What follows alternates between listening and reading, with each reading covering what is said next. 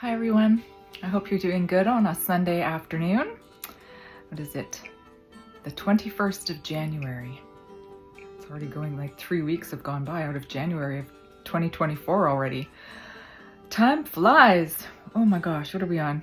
Day 11 of our 100 days, 100 ways, trails taken.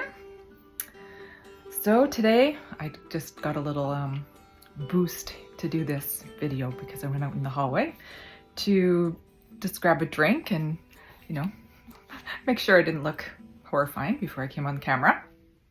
And my little friend, his name is Wheeler. He's a cat. He's a blue Russian, maybe something like that. Kind of looks like a Siamese, but he has a bluey gray coat. He's very pretty. Anyways, we have this rapport. Anytime I go to the fridge, he thinks he likes to have a treat. I do spoil him a little bit. He's not my cat. He's my hallmate's cat, but that's okay.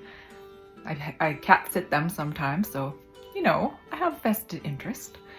Anyways, he's just adorable, and he comes out and he smacks his lips together when he wants something. And I have to tell him sometimes, because I'm busy, I'm not just gonna get you anything anytime. Like it's, I'm in charge here, not you. Even though sometimes that's really difficult when you have pets. So he's, going around, can I have some? Can I have some? I go, just later. Laters. I always tell them laters. And I think they get it. I think it's really underestimated how pets and their people can communicate so well without any words, right? I have a friend and she's a pet communicator. Her name is Jennifer. So maybe I'll put a link to her in the description box. And pets are our heart. All dogs go to heaven. I think that's really the truth. So our question today, still being who else, the family, is about our pets. So pets past and present, do you have any? Yes or no? If yes, is there anything special that you would like to share about them? And I'd say just write every pet that you've ever had, every pet that you've wished to have. Of course, there's triggers. I've already got them coming in my head. So, pets are special. And let's see what kind of things we can recall about our pets. Okay, so pets. It's interesting once you get going. I think I'm forgetting somebody. I had way more pets than I remembered. As a child, pets were not a thing in our family until one day they were, but my very first pet was a stray cat, so not really my pet. Out in the neighborhood one day, I found a little kitten. I don't know. We lived in an area where there was people, dropping off their animals if they were unwanted. So there was a lot of stray animals around. People were really good about taking them in and making them their own, but I was not allowed, and I did it anyway. I think I might have been maybe 7. Brought the cat into the basement and gave it some grass to eat and a bowl of water. Yeah, not very friendly, poor little kitten. Anyways, after a couple days, the mewing, starts because the poor little thing's hungry and it needed to go to a home. So some family friends had cats already, so we offered our little kitten, my little kitten. His name became Mick Taggart, and he lived with them as long as I know. I think they ended up moving away and maybe took him along with them when they moved. Otherwise, I'm sure he was pretty old by that time. Interesting also, Mick Taggart was a street name that was very close to my house, like a T, like right there. Just interesting little things, right? Also, how do your pets get their names? Usually, we look at them and we see a certain resemblance to, something in our past, a story, even a person. Sometimes a pet's personality, doganality, catanality will remind you of a certain person. So, they get named in that way. My other almost pet was a little black Samoyed puppy, except his mom was pure white and he was black. I wasn't allowed to keep him either, but he was adorable and I really wanted to. My actual first pet was a dog named Titi. She was a Pekingese poodle. She was named Titi because of the owner's husband. His initials had been Titi, so she named the puppy that. She had a couple puppies, so she offered me one and I was finally allowed to have it. And yeah, I love that little dog. So getting older, Nefertiti, that's kind of a thing for me, the Egyptian thing, and because it has Titi at the end of her name. Also on a negative connotation, you know what I mean. A negative side, a trigger. Titi also looks like sometimes it's spelled like titty, like, you know, breasts. So that was like one of those things, right? It went.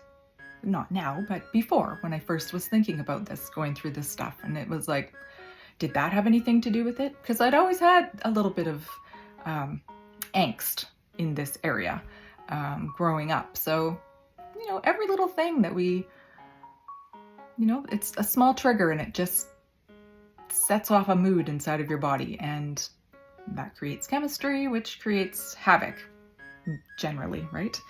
Even too much of a good thing sometimes can be too much of a good thing. Everything in moderation, right? Let's see. I also had hamsters, which I wasn't allowed to have. I remember one time a little sucker escaped from the cage and went in my parents' room and hid under the bed. I was not very popular. I always just kept being defiant because I really wanted pets in my life. I was a little bit lonely. And yeah, I really wanted to have the company of the pets. Even to having sea monkeys. How many people had sea monkeys?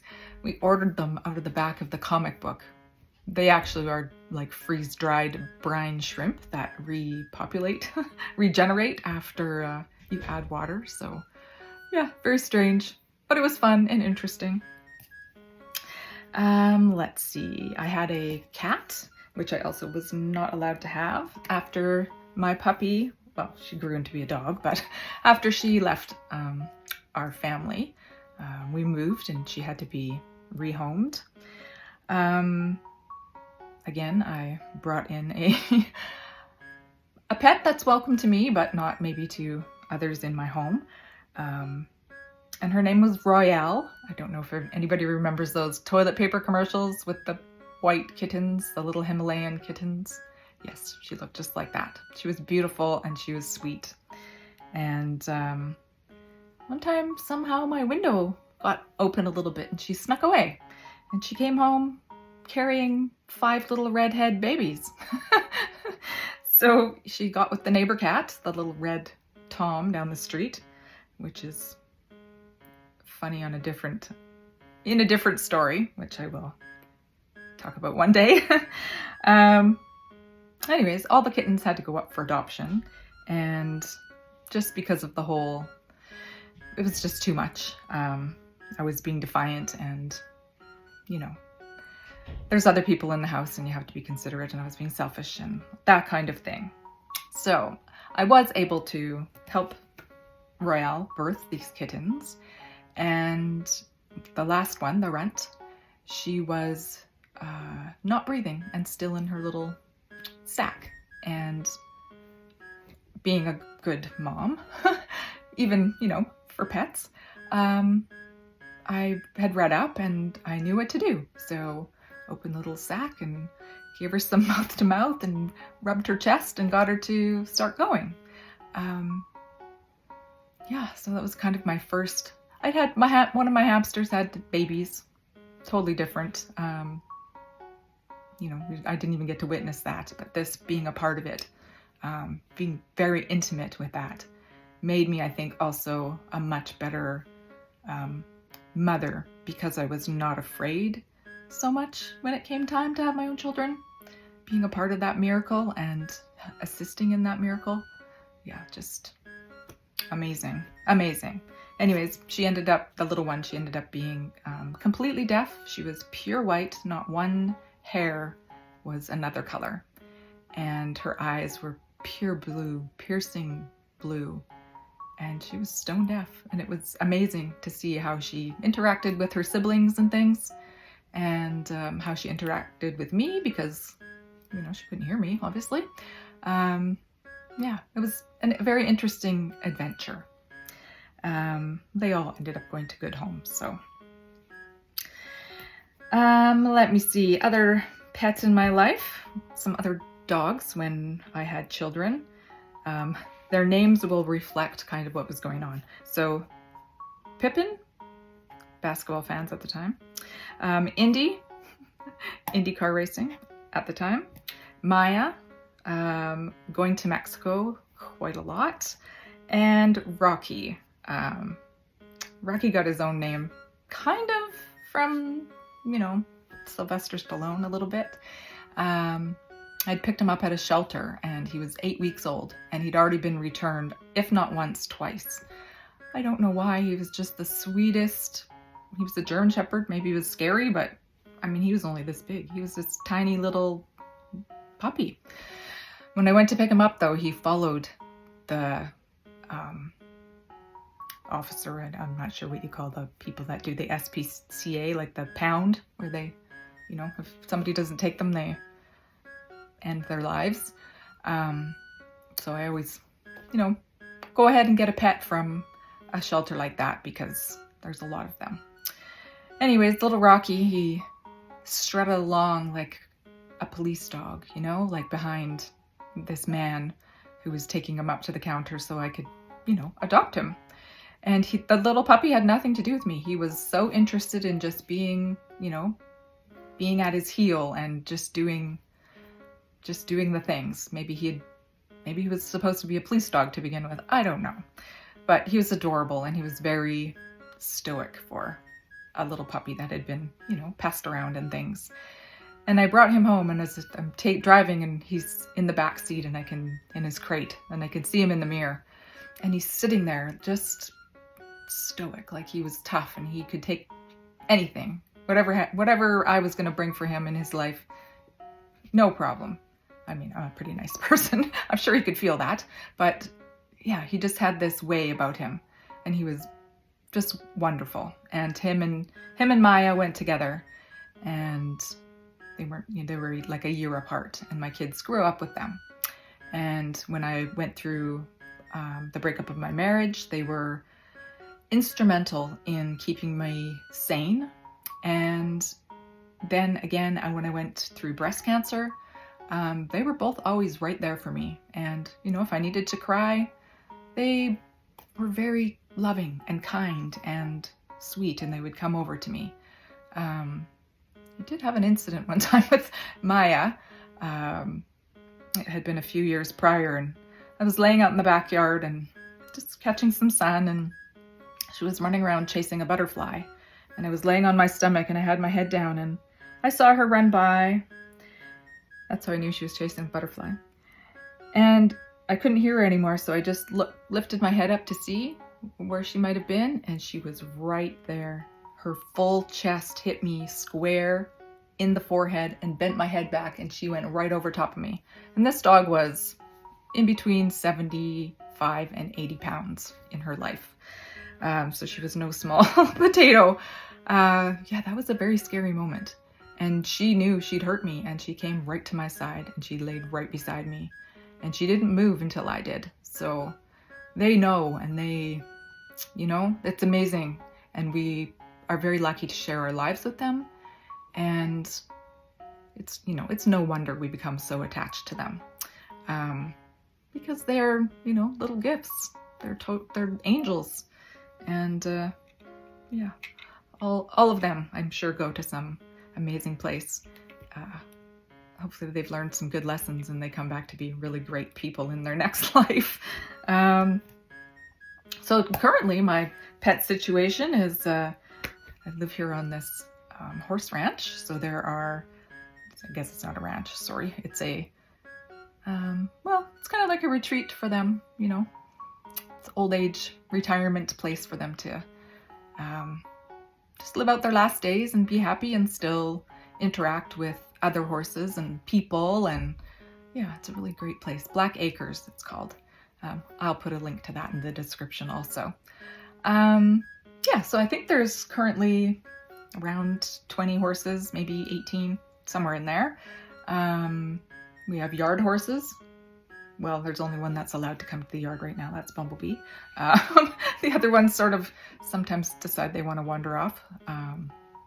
Bumblebee's a good one though. He stays in. He's never far from the apple tree or the hay pile. So, you know, he's a happy horse.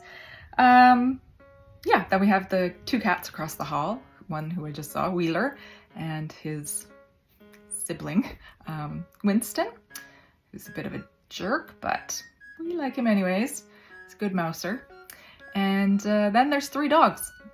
Those are all over on the other side of the house, even though we get to visit, and sometimes they come for a visit here also, which is special. So it's nice to have pets, you know, especially if you're having kind of a down day. They always seem to know and give out a little extra love vibe. Anyways, my only trigger today was about when I had to move and give up my little dog. Yeah, and how much I appreciate my friends' pets. I always, you know, I've done some house sitting. Some of you know I did some house sitting over Christmas there and with some cats. Yeah, I don't know. I enjoy it, even though I'm a little bit allergic. It shouldn't stop you. Whatever. Sneeze a little. Use some Kleenex. Get a handkerchief. I don't know. Pets bring a lot of joy and a lot of love into our lives. So even if you don't have one, it's nice to love others, our friends' pets or our family's pets. You can pretend they're ours too. Anyways, enjoy the rest of your day, and I'll see you tomorrow, and